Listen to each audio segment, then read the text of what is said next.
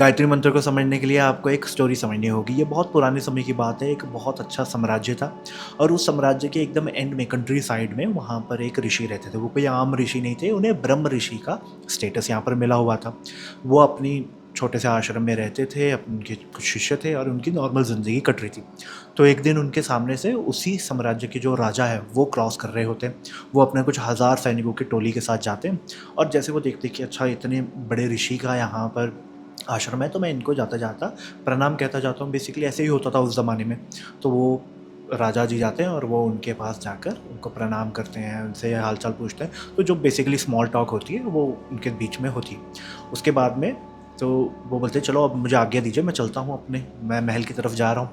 तो वो ऋषि जी बोलते हैं कि नहीं, आप ऐसा करिए, आप कुछ खाकर जाइए, ठीक है, ऐसा अच्छा नहीं लगता कि आप हमारे पास आए हैं और आपको कुछ खाने के लिए ना दो। तो बेसिकली हॉस्पिटैलिटी वो करना चाहते थे वहाँ पर। बट राजा देखता है कि यार ये छोटा सा तो आश्रम है और इतने ज़्यादा यहाँ पर लोग भी नहीं हैं और ये मेरी हज़ार की टोली है, तो ये फिर कैसे होगा। बट वो इंसिस्ट करते हैं, तो फिर वो बैठ जाते हैं उनका मान रखने के लिए। तो ऋषि जी अंदर जाते हैं, बात करते हैं और थोड़े समय में बाहर आ जाते हैं और नॉर्मल बातचीत चलती है। उसके बाद में उन्हें बुलावा आ जाता है और वो जाते हैं। तो वहाँ पर एक बहुत बड़ी दावत लगी होती है। तो मतलब ऐसा खाना जो ये मतलब राजा होकर भी उसको बहुत ही इम्प्रेस कर जाए, तो ऐसा खाना था, सब था, सैनिकों ने भरपेट खा लिया। उसके बाद में फिर राजा क्यूरियस हो जाता है, तो वो पूछता है कि ये कैसे हुआ, मतलब इतने कम समय में इतने ज़्यादा लोग और यहाँ पर इतने लोग भी नहीं है, ये तो पॉसिबल ही नहीं है जो आपने किया हुआ है यहाँ पर, तो ये कैसे हुआ। तो ऑफकोर्स वो राजा था, तो उन्होंने क्लियरली उसको बता दिया कि ये कामधेनु गाय है और ये मेरे पास है, ये बहुत मैं पाठ पूजा मंत्र साधना करता हूँ, उसकी वजह से मुझे ये प्राप्त हुई है और इससे मैं जो भी मांगूंगा, जो भी मेरी इच्छा होगी, सही इच्छा होगी, तो ये पूरी कर देगी, ठीक है। और फिर राजा को चीज़ें बताते हैं। तो इसके अंदर ना राजा के मन के अंदर वो किंग है, तो उसकी किंग वाली थिंकिंग होती है कि मैं इससे सोना चांदी बना लेता हूँ, अनाज मंगा लेता हूँ। तो इससे होगा क्या कि मेरे जितने भी पॉलिटिकल टाइज़ हैं, जो भी राजा की ड्यूटीज़ हैं, वो मेरी और ईजी हो जाएगी, मुझे लोगों के साथ करना नहीं पड़ेगा। और जब जंग आएगी तो जितने मर्जी सैनिक बना लो, सैनिक के हथियार मंगवा लो इस चीज़ से। तो वो अपना उस बेनिफिट के चक्कर में उनके मन में लालच आ गया। तो वो बोलते हैं कि आप ये गाय मुझे दे दीजिए। तो ऑफ कोर्स वो जो ब्रह्म ऋषि होते हैं वो मुझे मना कर देते कि ये पॉसिबल नहीं है, ये जहाँ पर बहुत मंत्र साधना प्योरिटी होगी ये वहीं पर रह पाएगी और ये मैं आपको नहीं दे सकता। बट वो राजा फिर आगे से बोलता है मैं पूछ थोड़ी रहा हूँ, मैं तो आदेश कर रहा हूँ, ठीक है। तो वो अपने सैनिकों को बोलता है कि जैसे भी करके बाय हुक बाय क्रुक मुझे ये कामधेनु गाय चाहिए, आप इसको लेके आओ।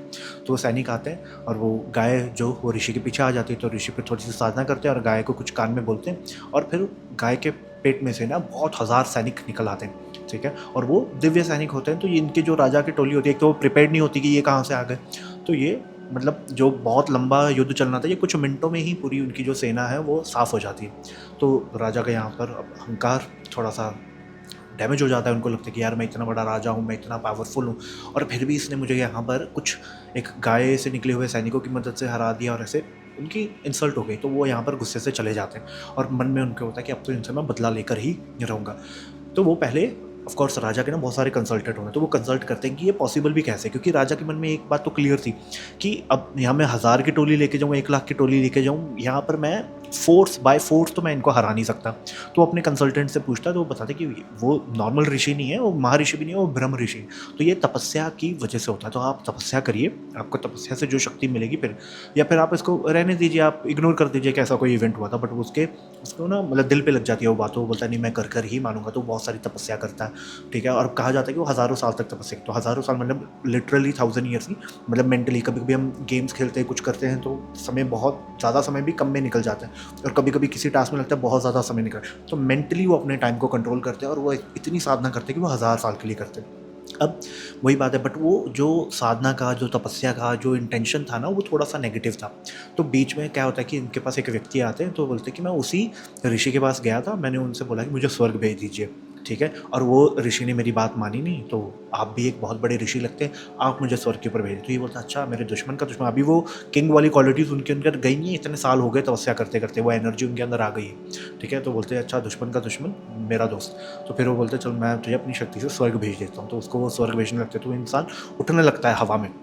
तो फिर इंद्र प्रकट होते कि भाई स्टॉप इट, ये पॉसिबल नहीं है, ये जो रूल्स है, जो नेचर के लॉज है, ये उसके अगेंस्ट है, वो जिंदा है, वो स्वर्ग नहीं आ सकता, पहले उसको मरना होगा, वो उनको पूरा ऐसा कॉन्सेप्ट समझा कि ये पॉसिबल है। अब वो इंसान इनकी शक्ति की वजह से ऊपर जा रहा है, इंद्र की वजह से वो नीचे आ रहा है, तो वो बीच में बेचारा अटक के रह जाता है। तो ये बाद में मानते हैं कि नहीं, ये इंद्र रुकने वालों में से है नहीं। तो वो फिर क्या बोलते हैं कि मैं अपनी शक्ति से इसके लिए स्वर्ग वहीं पर बना देता हूँ, तो वो जहाँ पर था उसके लिए वहीं पर स्वर्ग बना दिया। इतने में ये रियलाइज़ करते कि मेरी जितनी स्पिरिचुअल एनर्जी थी, तपस्या का रिजल्ट था, वो तो सारा मैंने यहीं पर खो दिया। तो उसके बाद में ये बोलते कि अब यार दोबारा से स्टार्ट करें, क्योंकि अंदर से वो भावना गई नहीं अभी तक बदला लेने की। तो दोबारा तपस्या स्टार्ट करते हैं। जब दोबारा तपस्या देखते हैं तो इंद्र को ना थोड़ा सा लगता है कि यार ये ना कुछ कर लेगा, तो कल को मेरी पोजीशन के पीछे ही ना आ जाए, तो ये वो एक अप्सरा को भेज देते हैं। तो ये अप्सरा को देखते हैं, अप्सरा के साथ थोड़ा अट्रैक्ट हो जाते हैं, इन्वॉल्व हो जाते हैं, तो उसके साथ समय बिताने लग जाते हैं। उसके बाद में थोड़े समय के बाद इनको रियलाइज़ होता है कि यार मैं क्या कर रहा हूँ, मैंने तो बदला लेना था अपना। तो यह जो स्पिरिचुअल एनर्जी फिर से इनकी इतनी प्राप्त की होती है, वो दोबारा इनकी चले जाती है। तो अब ये थर्ड टाइम ट्राई करते हैं, थर्ड टाइम्स द चार्म, ये सोच के ये ट्राई करते हैं कि नहीं यार अब जो मर्जी हो जाए, मैं कुछ नहीं करूँगा। तो ये थर्ड टाइम ये सक्सेसफुल हो जाते हैं। तो बहुत साधना करते हैं, बहुत पूजा करते हैं, ठीक है। तो इनको सामने ब्रह्मा जी प्रकट होते हैं कि मैं बहुत खुश हुआ तुम्हारी साधना से, तपस्या से, मांगो तुमको जो मांगना है। तो ये मांगते हैं कि मुझे वो जो ऋषि है उससे बड़ा ऋषि बना दो, ताकि मैं उसे बतला ले पाऊँ। तो बोलते हैं कि वो ऑलरेडी सबसे टॉप के ऊपर है, जो ब्रह्म ऋषि का उसको जो पोजीशन है, स्टेटस है, वो मिला हुआ है। तो बोलते चलो ठीक है, अगर उससे ऊपर नहीं है कुछ भी, तो मुझे वो ब्रह्म ऋषि ही बना। तो वो सामने से बोलते हैं ये तो मेरी कैपेसिटी भी नहीं है तुमको ये वरदान देने के लिए। ब्रह्म ऋषि बनने के लिए तुम ऑलरेडी एक महर्षि तो बन ही चुके हो, ब्रह्म ऋषि बनने के लिए एक ब्रह्म ऋषि का ही आशीर्वाद तुमको लगेगा। तो तुम उसी ऋषि के पास वापस जाओ और वही तुमको आशीर्वाद देंगे। उन्होंने आशीर्वाद दे दिया, तुम तो ऑटोमेटिकली बन जाओ। अब ये थर्ड टाइम जब इन्होंने किया था, इनके स्टेटस में थोड़ा सा चेंज आ गया था, मेंटल स्टेट थी उनमें चेंज आ गया था। तो ये सोचते कि अब मैं ऑफकोर्स इतनी और जगह जाऊँगा, ढूंढूंगा कहाँ पर और कोई ब्रह्म ऋषि मिलेगा, ये तो अवेलेबल, ये तो इनके पास जाते हैं, इनसे आशीर्वाद मांग लेते हैं। तो फिर वो अपना थोड़ा सा मन थोड़ा सा नीचा करके, बट क्योंकि इतनी साधना की होती है तो चेंज उनके अंदर आया होता है, तो वो चले जाते हैं। तो बोलते हैं चलिए हम लेना है आशीर्वाद तो ले लेते हैं। और वैसे भी ऋषियों की आदत होती है, कोई उनसे सच्चे दिल से मांगने आएगा तो वो दे ही देते हैं। ऐसे भगवान ने सबको आशीर्वाद दिए थे, चाहे राक्षस आए कोई भी आए, तो वो जाते हैं तो आशीर्वाद लेने के लिए। जब वो उनके आश्रम में जाते हैं तो वो सुनते हैं कि ऋषि किसी को बोल रहे हैं कि वो आने वाला होगा, मैंने उसको बहुत स्पिरिचुअली सपोर्ट किया पीछे से। तो ये सुनकर ना इसकी मतलब ज़मीन या उसकी थोड़ी सी दुनिया हिल जाती है। तो ये सोचता है अच्छा ये मुझे इतना सपोर्ट कर रहे थे और मैं इतना नेगेटिव इनके बारे में सोच रहा था। तो ये जैसे वो ऋषि इसके सामने आते हैं तो ये उनके पैरों में पड़ जाता है। तो ये बोलता है कि अच्छा कि आपने मुझे, और जब ये पैरों में पड़ता है तो ऑफकोर्स वो एक्सचेंज होता है, इमोशनल एक्सचेंज होता है। तो उसकी वजह से वो आशीर्वाद इनको दे देते हैं। जब आशीर्वाद देते हैं तो ये थोड़ा सा हवा में उठने लगते हैं, नेचुरल ग्लो आने लगता है इनके तरफ से।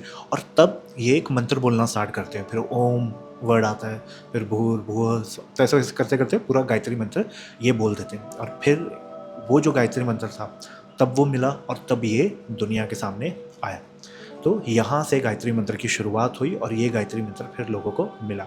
यहाँ पर जो राजा की मैंने बात की थी उनका नाम विश्वामित्र बताया जाता है, जो ब्रह्म ऋषि थे उनका नाम वशिष्ठ बताया जाता है, जो व्यक्ति आया था स्वर्ग जाने के लिए त्रिशंकु करके उन्हें रेफ़र किया गया है, और जो अप्सरा थी उन्हें मेनका बोला गया कि मेनका आई थी यहाँ पर। स्टार्टिंग में मैंने नाम नहीं बताया क्योंकि लोग फिर नामों में ज़्यादा उलझ के रह जाते हैं।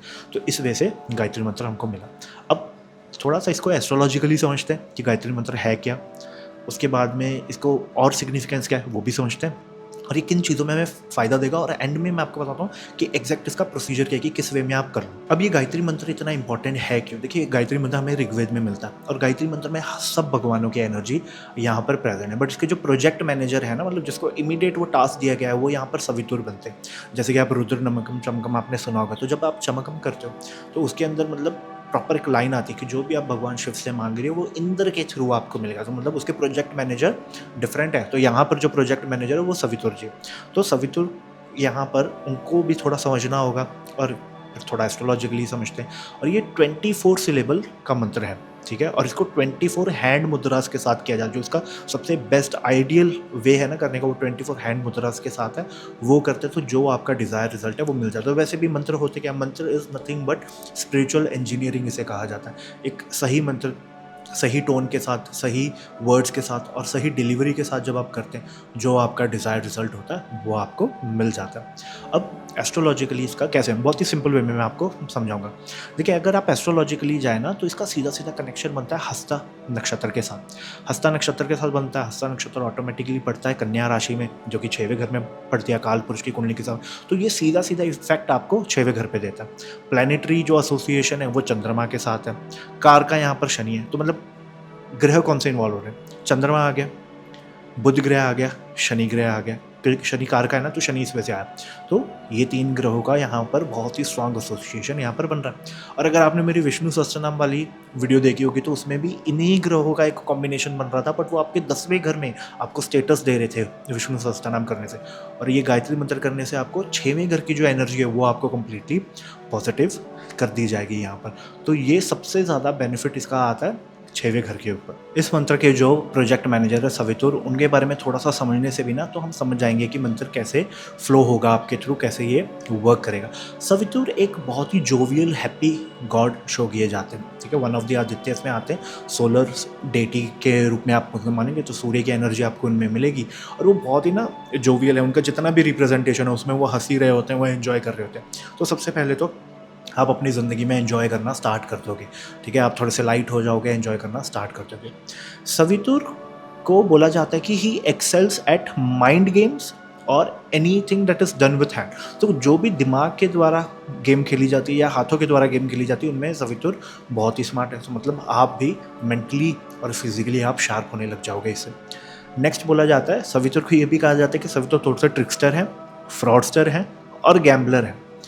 बट ये पॉजिटिव वे में कहा जाता है, पॉजिटिव वे में, क्योंकि पुराने ज़माने में सोचा ना, राजा महाराजा थे, तो राजा महाराजा को थोड़ी ट्रिक तो लगानी पड़ती थी कि मैं किस वे से जीत सकता हूँ। थोड़ा सा फ्रॉड तो उनको करना पड़ता है। बोलते थे ना, सेना इस एंगल से आ रही है, फिर सेना दूसरे एंगल से आ जाती थी, ठीक है। तो ये सब थोड़ी सी ट्रिक्स, थोड़ा सा फ्रॉड उनको करना पड़ता है। और गैम्बलिंग में तो महाभारत से लेके दिवाली के ऊपर भी हम करते हैं, तो कहीं ना कहीं गैम्बलिंग इन्वॉल्व होती है। तो उस ज़माने में तो ये स्किल रिक्वायर भी होती थी।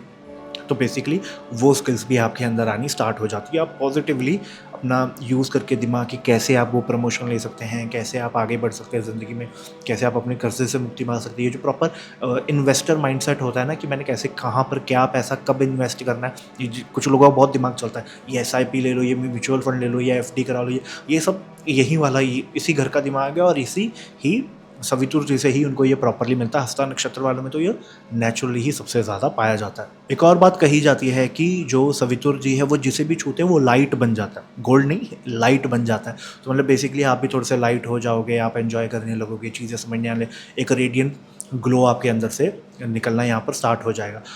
पामिस्ट्री, हस्तरेखा का जो विज्ञान है वो भी यहीं से देखा जाता है। तो अगर आपको कोई पामिस्ट मिले या कोई बोल रहा है कि मैं पामिस्ट्री सिखाता हूँ, तो आप उसको पूछो कि गायत्री दीक्षा आपको मिली हुई है, या फिर गायत्री मंत्र का 24 मुद्राओं के साथ आप करके दिखाओ। अगर वो उसने कर दिया, अगर वो नहीं कर पाया, तो आप समझ जाइए कि ये सही माध्यम से नहीं आया होगा, तो इससे इतना बेनिफिट आपको मिलने वाला है नहीं इस व्यक्ति से। सो पामिस्ट्री में भी आप इसको चेक कर सकते हैं।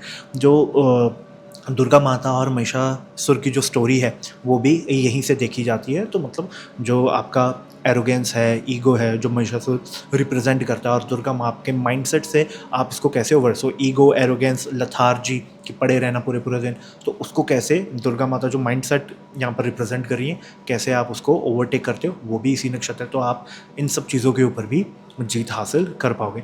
इसमें सबसे जो इम्पोर्टेंट समझने वाली बात क्या है कि इसको बोला जाता है कि इस नक्षत्र की जो एनर्जी होती है वो होती है स्थापन यागम, या फिर स्थापना करना, बेसिकली इसे बोल दिया जाता है। मतलब कोई भी चीज़ जो आपको चाहिए हो, इच्छा, वो आपके हाथ में लाकर उसकी स्थापना कर दी जाए। सो मतलब एक तो होता है ना कि आप दर दर नहीं भटकोगे अगर आप ये करना स्टार्ट करोगे। एक होता है कि मुझे बहुत एफर्ट जाना पड़ रहा है, यहाँ पर जाना पड़ रहा है, वहाँ पर जाना पड़ रहा है। जो भी चीज़ है आपके एफर्ट आपके हाथ में ही है, आपको और ऑफकोर्स आपको आपकी स्टेट चेंज करनी होगी, बट ऑटोमेटिकली वो आपके हाथ में ही वो चीज़ आकर आपको लाकर दे दी जाएगी। तो ये इस वे में तो और ज़्यादा बेनिफिशियल बन जाता है। एक और बड़ी कमाल की चीज़ यहाँ पर यह है कि ये सीक्रेट बहुत लोगों को पता नहीं है, बट जेमस्टोन को रिचार्ज करने का सबसे बढ़िया मंत्र होता है गायत्री मंत्र। बहुत लोग बोलेंगे कि मून की लाइट के नीचे रख दो, गंगा जल डाल दो, वो सारे मेथड वर्क करते हैं, बट उतने एफिशिएंटली नहीं वर्क करते जितना ये करता। तो आप जेमस्टोन को लेके थोड़ा गंगा जल लेके अपने हाथ में रख कर इसको गायत्री मंत्र पढ़िए, सबसे बेस्ट रिचार्ज होगा। दूसरा अगर मैं याद करूँ तो हस्ता नक्षत्र वालों की प्रॉब्लम क्या आती है कि ये ना पावरफुल दुश्मनों के साथ पंगा ले लेते हैं। तो पावरफुल दुश्मन मतलब कैसे होगा, आपने वो वीडियो देखी होगी, किसी पॉलिटिशियन को थप्पड़ मार दिया किसी ने, या किसी ने आईपीएस ऑफिसर के साथ मार पिटाई हो गई है ना, मुठभेड़ हो गया। तो पावरफुल दुश्मनों के साथ पंगा लेना भी यहाँ पर हस्ता नक्षत्र वालों की थोड़ी सी आदत होती है। तो यहाँ पर ये गायत्री मंत्र करने से ये सिचुएशन टली भी रहेगी, और अगर हो जाए ये सिचुएशन तो आप जीत जाओ, ऐसी सिचुएशन बन जाएगी। तो इसके लिए करना ज़रूरी है। अब कुछ कंट्रोवर्सीज कह लीजिए या फिर बोल दीजिए कि अलग धारणा है गायत्री मंत्र को लेके, थोड़ा सा उनके ऊपर बात करते हैं। सबसे पहले जो आ जाती है वो होती है कि दीक्षा लेना गायत्री मंत्र की। आई थिंक उपनयन, हाँ उपनयन सेरेमनी होती है, दीक्षा की सेरेमनी होती है, वो करनी होती है। तो वो बड़ी ज़रूरी होती है, उसके बिना आप कर नहीं सकते। तो कहा जाता है कि ये थोड़ा सा श्रापित है, ठीक है, या फिर बोल दिया जाता है कि पाप, इसको सुनना भी पाप है, बोलना भी पाप है। तो ये चीज़ें सुनने को मिलती है। सबसे पहले तो आप इसको समझने की दो बातें, ये पहले भी मेरा इसके ऊपर बहुत लोगों के साथ डिस्कशन हो चुका है। तो एक बहुत बड़े गुरु कह लीजिए आप बेसिकली उनको, तो उनसे भी मेरी इसके ऊपर ही चर्चा हो रही थी। तो जब मेरी उनसे बात हुई तब प्रेमानंद महाराज जी का एक स्टेटमेंट आया था कि ओम नमः शिवाय, तो ये तो दीक्षा लेकर करना चाहिए, ये आपको करना नहीं चाहिए। तो ये इसी टॉपिक के ऊपर बात हो रही थी। तो उन्होंने बताया कि कुछ मंत्र देखिए ऐसे हो जाते, जैसे ओम नमः शिवाय हो गया, गायत्री मंत्र हो गया, ये हम बचपन से ही करते आ रहे, मतलब हर घर में कभी ना कभी सुना होगा, पढ़ा होगा, और ये वन ऑफ द मंत्र है जो नेचुरली सबको आता ही होगा, ठीक है, ये ऐसा मंत्र है। तो ये वाले मंत्रों को करने में कोई इतनी प्रॉब्लम है नहीं, आप ये कर सकते हो। इसकी जो कलेक्टिव एनर्जी वो इतना चार्ज्ड है, बस इसका जो प्रोनाउंसिएशन है, टोन है, डिलीवरी है, वो करेक्ट होनी चाहिए। इसकी अगर बिना दीक्षा के भी आप करोगे तो भी it is good.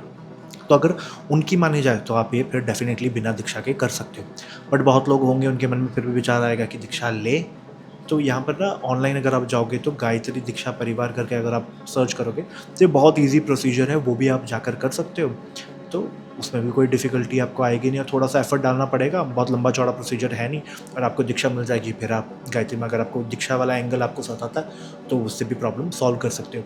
Even Maharashtra में ना एक सेरेमनी भी होती है पुरुष चरण करके, जिसमें मतलब बेसिकली आई थिंक ईयरली होती है, लोग उसमें इकट्ठे होते हैं और every single person 24 lakh times Gayatri मंत्र का जाप करता हूँ। अलग ही नूर आ जाता है उनके चेहरे के ऊपर, ऐसा सुनने को आता है। तो बेसिकली आप वैसे भी कर सकते हैं। तो अगर वो लोग भी कर रहे तो डेफिनेटली इतना दीक्षा का यहाँ पर प्रॉब्लम होगा नहीं। और कोई अगर कंट्रोवर्सी यहाँ पर, हाँ एक ये भी धारणा अलग सी होती है कि कोई बोलता है ये गायत्री माँ का मंत्र है, कोई बोलता है ये सवितुर जी का मंत्र है, कोई बोलता है ये पूरे ही ग्रहों का मंत्र है। तो देखिए सबसे पहले आपको समझने वाली बात है, जो मंत्र है वही ही परमात्मा, ठीक है, मंत्र ही भगवान है, मंत्र ही देवता है। यहाँ पर ये जितने भगवान के स्वरूप आप देख रहे हो ये सारे उस मंत्र के ही रिप्रेजेंटेशन है, ठीक है। तो ये लोगों को ये बात ही नहीं होती तो तब वो ऐसे बेकार के कंट्रोवर्सीज में या कन्फ्यूजन में फंसते हैं। तो गायत्री जब ये, तो इससे गायत्री देवी बन गई, करेक्ट। सवितुर जी वो इनके प्रोजेक्ट मैनेजर है जिन्होंने करना है, सारे ग्रहों को अफेक्ट करता है, 100% करता है। तो एनर्जी फ्लो तो सवितुर जी करा कर देंगे यहाँ पर, तो अफेक्ट ये सारे ही ग्रहों को करने वाला है यहाँ पर। तो ये आई थिंक ये कंट्रोवर्सी तो क्लियर हो जाती है इस चीज़ से। अब इसका बेस्ट प्रोसीजर क्या हो सकता है कि आप कर सकते हैं? देखिए सबसे बेस्ट प्रोसीजर ये होगा कि बोला जाता है कि संध्या के समय में करना चाहिए, जब दुनिया शांत हो जाए, मतलब अर्ली मॉर्निंग कर लो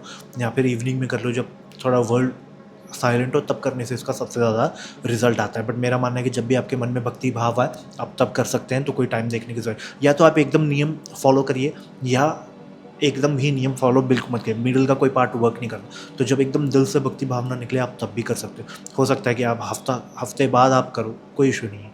आपके दिल में भक्ति भावना होनी चाहिए, सबसे बढ़िया उसका रिजल्ट आता ही आता है। 108 टाइम आपको इसको करना चाहिए, और मिनिमम बोला जाता है कि 12 बार आप कर सकते हो। 12 बार 12 राशियों के लिए बोल दिया जाता है, आदित्यस के लिए भी बोल दिया जाता है, कि सूर्य के एनर्जी के लिए भी बोल दिया जाता है। या फिर सबसे बेस्ट होता है 27 बार करो, ताकि 27 के 27 नक्षत्र चार्ज हो जाए, तो उसके अंदर तो सारे ग्रह भी आ जाएंगे, राशियाँ भी आ जाएंगी। तो 27 बार आपको करना चाहिए मेरे अकॉर्डिंग, वो मिनिमम होना चाहिए। और मैक्सिमम आप 108 बार करिए, एक माला करिए। और जितनी माला आप एक संकल्प ले लीजिए कि इतने दिनों में मैं इतनी माला करूँगा, ठीक है। और फिर उसका छोटा सा हवन एंड में एक ब्राह्मण के पंडित के द्वारा करा दीजिए, उसका बहुत ही बढ़िया आपको रिजल्ट मिलेगा यहाँ पर। तो आप कौन सी प्रॉब्लम्स है जो इससे सॉल्व हो रही है। तो अगर आपको कोई भी कोर्ट केस का प्रॉब्लम है, आपको कर्जे का प्रॉब्लम है, कोई भी दुश्मन का प्रॉब्लम है, जो कोई भी 6वें घर मतलब षड्रिपु, रोग, ऋण, कर्जा, बीमारी, कोई भी इसके रिलेटेड आपको प्रॉब्लम है, या एस्ट्रोलॉजी का 6वें घर का सर्च करिए कि क्या क्या प्रॉब्लम्स होती है, वो सारी की सारी प्रॉब्लम एक गायत्री मंत्र करने से सॉल्व हो जाती है। तो गायत्री मंत्र आप करना स्टार्ट करिए, ईयर ऑन ईयर आपको करना चाहिए और इसका बहुत बेनिफिट आपको मिलेगा। आई होप मैं आपको बहुत बढ़िया कुछ समझा पाया, सिखा पाया। इन केस कुछ नहीं समझ आ रहा, प्लीज़ कमेंट सेक्शन में बताइए। आपकी अगर कोई सक्सेस स्टोरी भी, आप गायत्री मंत्र कर रहे हैं, आप गायत्री मंत्र के बारे में कुछ जानते हैं, तो प्लीज़ वो भी कमेंट सेक्शन में बताइए, ताकि और लोग भी आपको देख के इंस्पायर हो सके। और अगर कोई मेरा प्रोनाउंसिएशन गलत हुआ हो या मैं करेक्ट वे में बोल नहीं पाया हो, तो आप अंडरस्टैंड कर सकते हैं। I am trying my best कि ये मैं नॉलेज दे दूँ। काफ़ी नॉलेज किताबों से है, तो AI इन्वॉल्व नहीं है इसमें, तो बहुत कुछ किताबों से पढ़ा गया, तो कभी कभी वो प्रोनाउंसिएशन सही नहीं होता। तो आई होप आप अंडरस्टैंड करेंगे और मुझे अच्छे अच्छे कमेंट बताइए कि क्या आपके एक्सपीरियंसेस रहे हैं, और ऐसी वीडियोस मैं और लेके आता रहूँगा। टिल देन, नमस्ते, हरे कृष्ण।